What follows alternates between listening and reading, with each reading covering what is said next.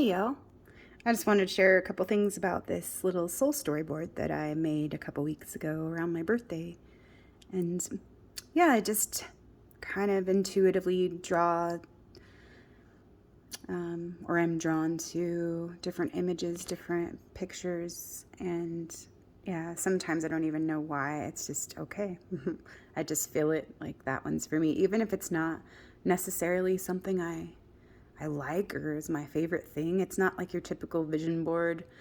It's more like the modality of soul collage in certain ways because it helps me kind of interact with or engage with the energies that are wanting to be acknowledged and worked with, integrated, honored, and either let go of or composted to create, to participate in this process of creation. And sometimes that process of creation requires something to be destroyed. And so the cool thing was as I was learning all this years ago, when I allowed myself to start and begin some new things that my soul was really asking for, I went to some library sales and I bought a lot of different art books, and it was amazing. I'm a book lover, and so of course this was it's like one of the best things is to go to a book sale at the library and get all these amazing books just for joy, pleasure, art, and creativity. And as I brought all these books home and started looking through all the beautiful pictures and started cutting out and cutting up the books, oh gosh, there was some things I just needed to let go of. It was so hard to destroy something like that. It felt like sacrilegious in a way. Like, oh my gosh, I'm destroying this book. But then it was, a realization that came to me that said, oh, well, yeah, you may be destroying a book, but look at what you're creating. And these books probably wouldn't have been enjoyed as much if they would just, been sitting on the shelf collecting dust for years and years.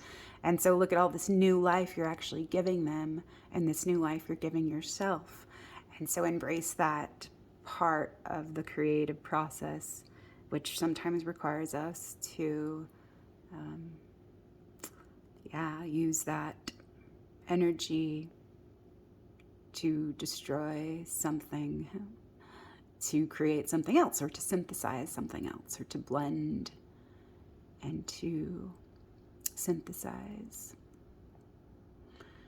something else. So kind of like a recipe when using this alchemy. And so it is kind of a cool process to witness and watch as it unfolds. And at different times, I'll pick up on different messages that mirrors the energy that I have within myself. And so I can work with it and play with it, because sometimes it really is hard to see ourselves, and that's why we have all these mirrors and we have these reflections that show us and help us to see what we hadn't been able to see or haven't been able to see, or would not have been able to see without that mirror, without that reflection, to show us our own light and our own darkness, which are both right. And so a lot of the stuff has been dumped into the shadow, and the shadow isn't just darkness, it also contains a lot of light. And so it's just been unconscious. And so we bring that into the light to make the darkness conscious, and to see that it has a legitimate and a valuable place in the whole of all. And so just wanted to share a couple of things about these images here. On this corner here is an owl. Is a snowy, or a barn owl? Is that a great horned owl? Yeah. So awesome, amazing, amazing bird of wisdom that can help us see truth and see through illusion and see through deception and how we've deceived ourselves or how we've allowed others to deceive us, by giving our power away to them, or not acknowledging or not owning or claiming our own power, and our own power that we have and that we've always had to choose. And then a woman with her hands in prayer, and that's been a big one for me all month, really. I got a little nugget from reading Love Thyself by Masaru Emoto at the end of July, I think it was.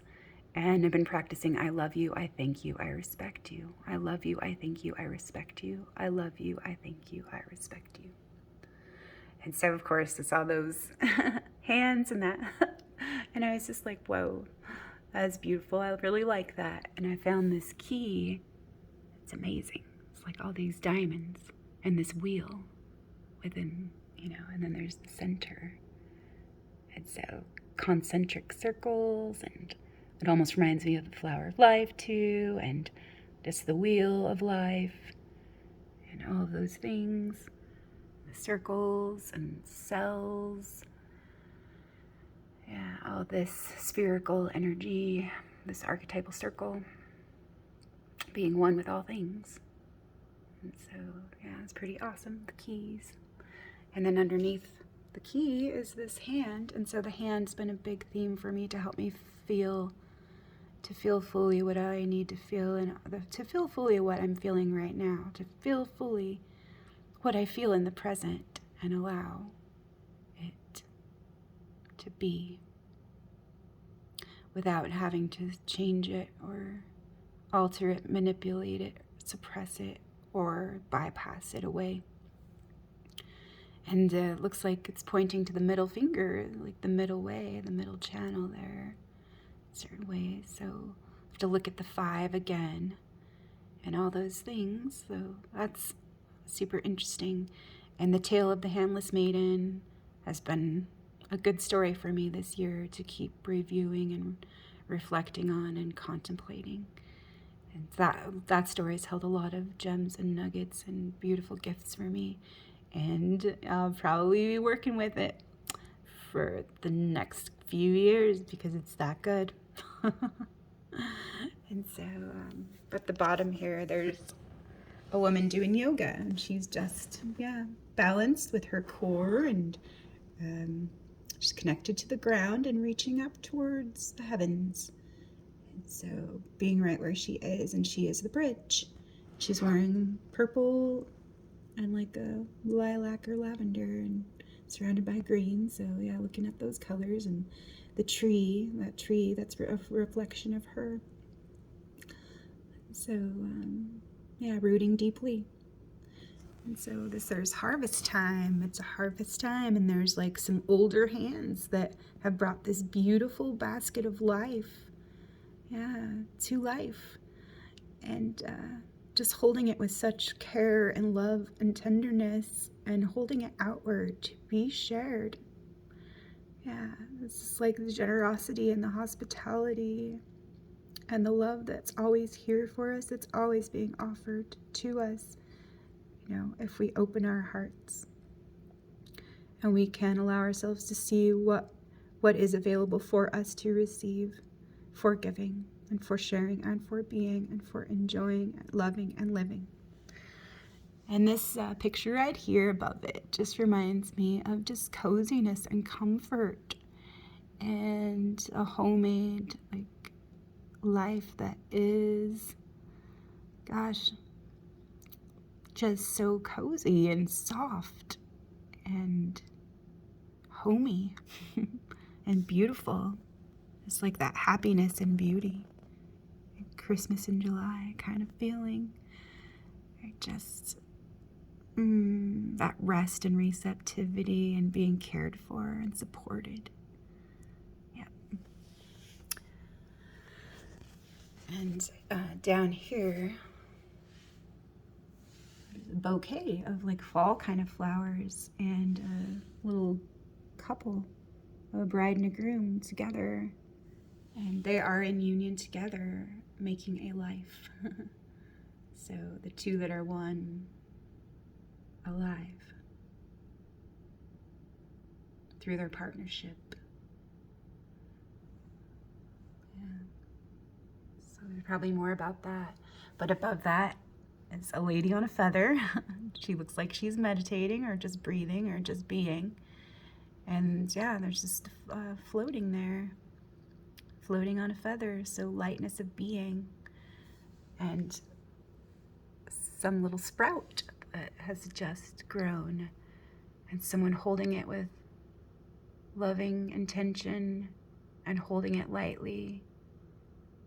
So holding the love that we have and our desires lightly because they are not separate from us. And so, yeah, holding that life and that love and that light lightly so that it is free to move and be moved freely, to go where it's meant to be received, forgiving. And then there's a little cat taking a little cat nap, and it's just another soft picture about softening and receptivity and rest and relaxing into trust and presence and know that I'm loved and supported and cared for and protected, and I'm home. I'm home within myself, and I am cared for, and it's okay for me to rest and relax and be here. And then there's all the sunflowers, all different kinds of sunflowers. And sunflower has been coming up for me all year long. Just love that symbol of the sunflower and all the codes in the sunflower, like in the Fibonacci sequence and the golden mean, the golden spiral, and all those things, and how it does like follow the light, the heliocentric qualities, and how it does reflect the light of the sun, and it promises warmth, nourishment, and new life, like regeneration. And so the cool thing is my mom bought me a few books for my birthday, and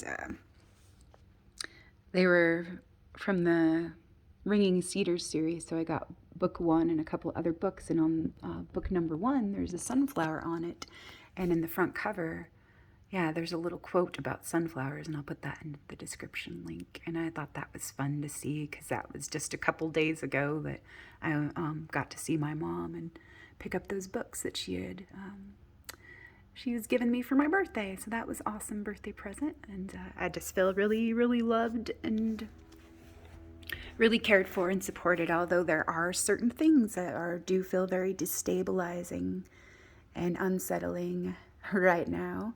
But just letting go and knowing I'm cared for, supported, rooted in. I'm rooting for all of us, and just being present right here where I am.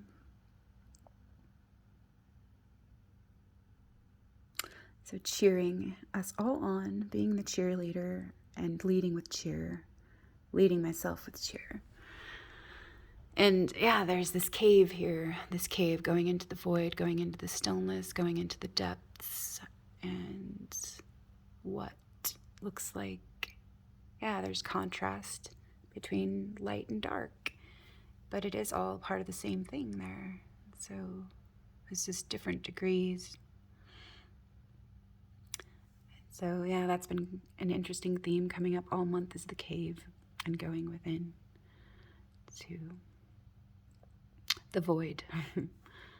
So yeah, lots of amazing things to percolate, and yeah, beautiful things to remind me, yeah, that what I create is not separate from me, and if it is nourished through my love, for my love, yeah, for all love, yeah, for all this love, then how could it not take off and be prolifically propagated, cultivated, grown, and yeah, shared freely with those who are meant to receive. So love y'all. Talk to you later. See you for now.